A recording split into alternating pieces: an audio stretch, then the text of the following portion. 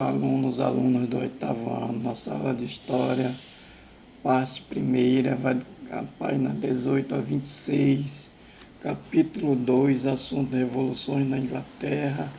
Nós vamos ver o que aconteceu na Inglaterra. Nós estamos na Inglaterra, essa parte ilustrativa dessa imagem. E aqui o mapa onde se encontra a Inglaterra, no Reino Unido. Inglaterra, País de Gales e Escócia fazem parte do Reino Unido, né? Contexto que aconteceu no século XVI, a Inglaterra era uma monarquia absolutista, governada aqui nesse contexto, nesse período, pela Elizabeth I, que é uma monarquia absolutista, onde todo o poder está na mão do rei, né? Tudo concentrado na mão de uma única pessoa, o monarca ou a monarca, a rainha, que é a Elizabeth I, que praticou a política mercantilista, que foi a política mercantilista, política de intervenção do Estado, incentivo do Estado na economia, associada a corsários, que eram piratas, faziam serviços para a coroa inglesa. Os corsários saqueavam os navios que vinham com as riquezas das colônias da América. E isso proporcionou à Inglaterra se tornar grande potência econômica e naval. Nesse período, 3 grupos vão se dar bem aqui: enriquecimento da burguesia, pequena nobreza, a gentry, e os pequenos proprietários rurais e homens. Esses grupos produziam e exportavam alimentos, tecido de lã ou de algodão para várias partes do mundo. No campo, o que aconteceu? A agricultura de subsistência deu lugar à cultura comercial. Para criar ovelhas, a gente e homens cercaram seus domínios. Esse processo é chamado de cercamento. Cercamento é porque cercaram para criar ovelhas, para produzir, extrair a lã, produzir a lã para tecidos. E isso expulsaram as famílias de camponeses que lá viviam. Vamos ver aqui na página 20 o que vai acontecer com os camponeses. Aqui nessa imagem demonstra muito claro eles saindo do campo, migrando para as cidades. É o êxodo rural, ou seja, a saída do campo para as cidades. E isso foram fazer o que lá? Trabalhar por baixíssimos salários, para sobreviver. Aqui embaixo nós vamos ver a relação tensa entre a monarquia, entre o governo e o parlamento, né? O poder monarca e os políticos. O parlamento está dividido em Câmara dos Lordes, liderado pela alta nobreza, e a Câmara dos Comuns, liderado pela burguesia e a gente. E dentro desse conflito entre o monarca e o parlamento, nós vamos ver a situação religiosa, 2 grupos, puritanos e puritanismo e anglicanismo, puritanos e anglicanos, entraram em choque, em conflito, e trouxeram para dentro do parlamento isso. Quem são os puritanos e o anglicanismo? Puritanos praticantes do protestantismo, e o anglicanismo, que também surgiu com a reforma religiosa.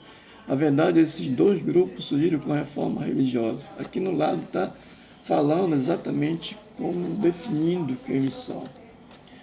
Esse conflito no parlamento, que começou no final do governo, com a morte principalmente da Elizabeth I, ele vai se agravar no governo do Jaime I, que sucedeu a sua mãe, né, a Elizabeth I. E o que o Jaime I tentou fazer? Voltar ao absolutismo, né, revelando-se absolutista. E isso causou insatisfação. E aí esse conflito dentro do parlamento. Na sucessão de Jaime I, que assumiu seu filho, Carlos I.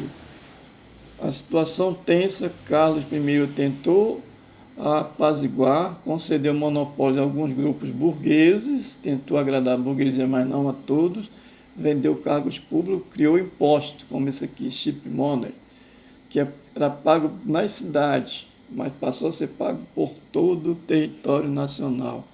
Ou seja, todos passaram a pagar. Será que isso agradou aos pobres, às pessoas comuns? Pense nisso. Aqui embaixo, essa oposição do parlamento com a coroa, no caso aqui no governo do Carlos I, levou a uma guerra civil, né? E essa guerra civil, o grupo de um lado, o rei, o exército do rei, liderado pela alta nobreza, burguesia monopolista e os anglicanos ou católicos, e do outro lado o exército do parlamento liderado pela burguesia comercial e manufatureira, agentes e homens. Então, são os puritanos ou presbiterianos. Esse período dessa guerra vai ser vencida pelo grupo do parlamento, que vai ser chamado em algum livro de Revolução Puritana. E essa Revolução Puritana vai ser assumida pelo seu líder maior, Oliver Cromwell, a Era Cromwell, que vão proclamar a República, e Cromwell assume o poder.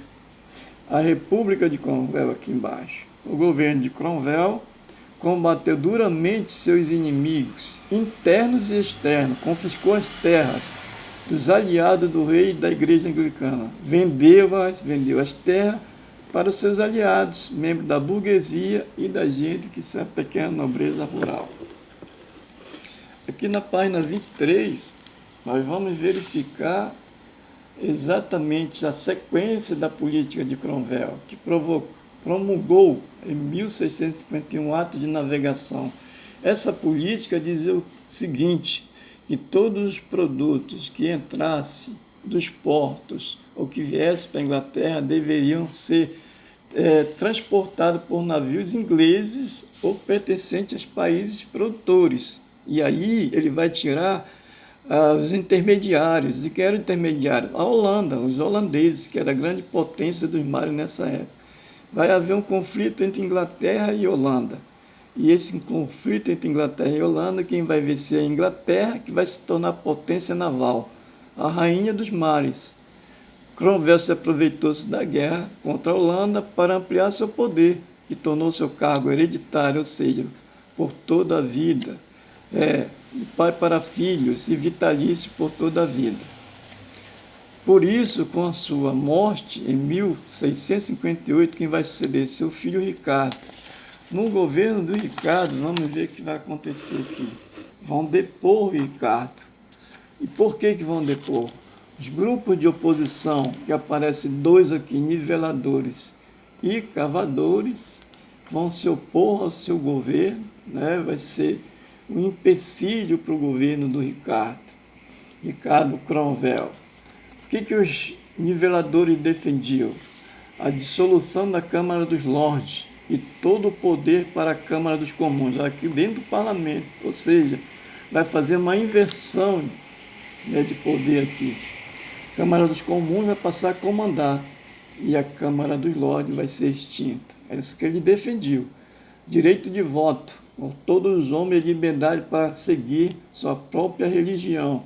O fim dos dízimos, direito de propriedade. Isso aqui são propostas dos niveladores. E os cavadores defendiam, que eram mais radicais, defendiam uma reforma agrária radical com o confisco das terras da igreja, do governo e dos grandes proprietários. Aqui é muito radical. A entrega das terras confiscadas aos pobres para que eles cultivassem. Os cavadores se assemelhavam-se em Jesus, porque diziam que ele esteve sempre ao lado dos mais pobres. A força desse movimento populares aumentou dentro do parlamento, que decidiu destituir, o parlamento destituiu Ricardo Cromwell e restaurou a monarquia. Ou seja, o próprio movimento ganhou força dentro do parlamento, conseguiu com que o Ricardo Cromwell perdesse o seu poder, perdesse o seu... E o filho do rei, decapitado da dinastia Stuart, voltou ao poder, ou seja, vai voltar a monarquia da era do Jaime I. E aí vem a Revolução Gloriosa, já no governo do Carlos, que já é a retomada da monarquia, exatamente no fim do governo na página 25 nós vamos ver a Revolução Gloriosa, que é a retomada do poder por Carlos II, que ele era descendente do Jaime I, da dinastia Stuart, porque a era Cromwell acabou aqui com o governo do Ricardo. O que ele fez, o Carlos II? Declarava-se rei por direito divino, ou seja, vai querer o quê? embora soubesse que de fato era rei por vontade do parlamento. Quando ele fala isso aqui, que ele se declarava rei por direito divino, ele busca a volta do absolutismo, que nesse momento já não era mais possível. Durante todo o seu reinado, tentou promover a volta do absolutismo. Jaime II, seu irmão e sucessor, sucedeu Carlos II, fez o mesmo. Pediu apoio de Luís XIV, o rei da França. Olha aqui, fatores externos se envolvendo na Inglaterra, que era considerado o rei mais poderoso da Europa, o Luís XIV, que era o rei da França. Reagindo a isso, o parlamento volta ao conflito do parlamento com o rei, o parlamento com a monarquia. Formado em sua maioria pela burguesia e pela gente, reuniu para derrubar Jaime II. O que eles fizeram, o parlamento?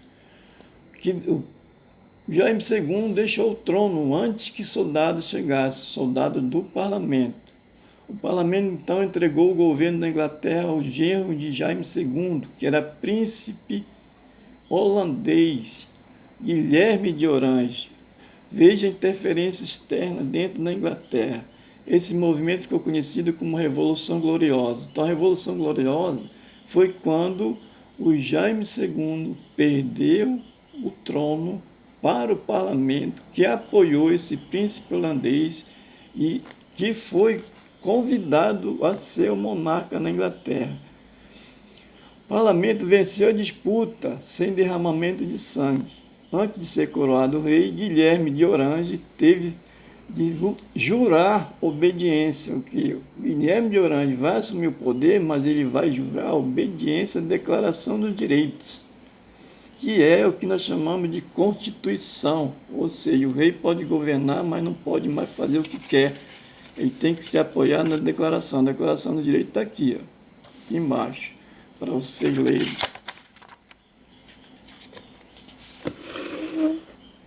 E por fim, na página 26, o significado da Revolução Gloriosa. A Revolução Gloriosa, a Inglaterra deixava de ser uma monarquia absolutista e tornava-se uma monarquia parlamentar, ou seja, vai ser implantado o parlamentarismo. O parlamento, então, passava a ter grande poder e decisão. No parlamentarismo, quem tem o poder é o parlamento, por isso que é parlamentarismo. E os ingleses deixaram de ser apenas súditos, passaram a ser cidadãos, com direitos e deveres de acordo com a Declaração dos Direitos, que é uma espécie de Constituição. A Revolução Gloriosa favoreceu o desenvolvimento do capitalismo. A partir de então, foram tomadas várias medidas favoráveis ao crescimento de manufaturas, das empresas rurais, da indústria naval. Tudo isso contribuiu para a liderança econômica e política da burguesia inglesa para a Revolução Industrial. Ou seja, aqui a sequência da Revolução Gloriosa, as consequências, é a Revolução Industrial. E o capitalismo é um sistema econômico baseado na propriedade privada, que está aqui embaixo, no mercado, na economia de mercado, e assim por diante. É isso nessa primeira parte. Tentem investigar, ainda ficou bastante longo.